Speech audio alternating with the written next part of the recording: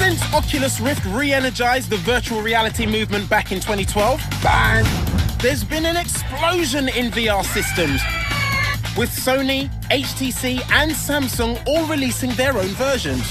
Wow. But as exciting and immersive as VR can be, it works so well! It nearly always comes with a high price tag and annoying cables that tether you to a PC. But now Oculus have just released a new VR headset which claims to solve all these problems.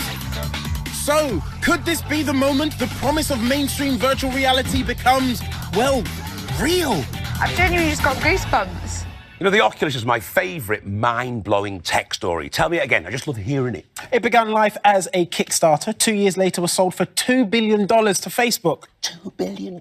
Yes, and 2 years after that, they launched the Oculus Rift and were instrumental in the development of the Samsung Gear VR. That's the cheap headset that you just put your phone in, right? Exactly that. But now they claim to have released something which will be all things to all men.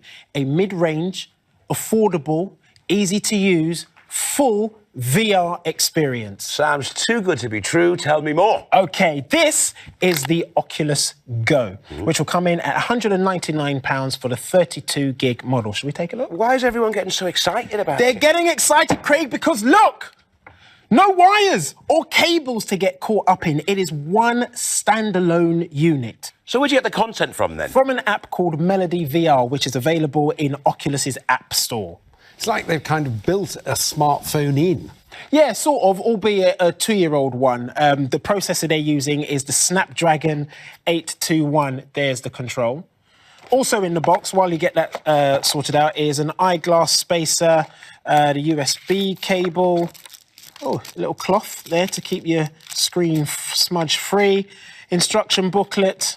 That's it. Where are you? Wow. Wow. Wow. I'm at a rock concert, and I'm actually on stage at the concert. I'm actually standing next to the keyboard player, and he's just began playing. So you're on stage currently? I'm on stage, and I'm looking at the audience, big auditorium. The lights are on, but I do feel as though I'm floating a bit above the stage. Considering you haven't got any headphones on, is it quite loud? Because I can't hear anything from him. Oh, no, it's loud enough. It's sort of, I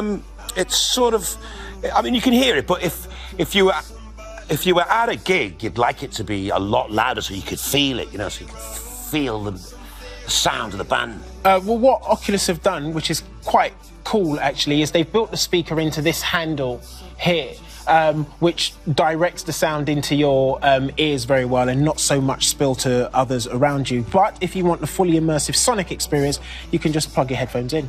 Now, you see, it's really cool that you can pick your spot anywhere within the arena. The hope is that one day you'll be able to buy VR tickets to a gig that you can't actually make in person. And if you're a band, it means you can do a gig to, like, 1, 2, 3 million people at one go. Yeah, it's fantastic. Also, worth noting is the battery is good for around 2 hours, they say, and they're developing something called Oculus Rooms, where you can join your friends in a virtual space and watch a movie or just hang out. That sounds very similar to Facebook Spaces, which I demoed last year when I went to San Fran. Well, I've got to say, I'm quite impressed with that. But then again, you know how I love VR.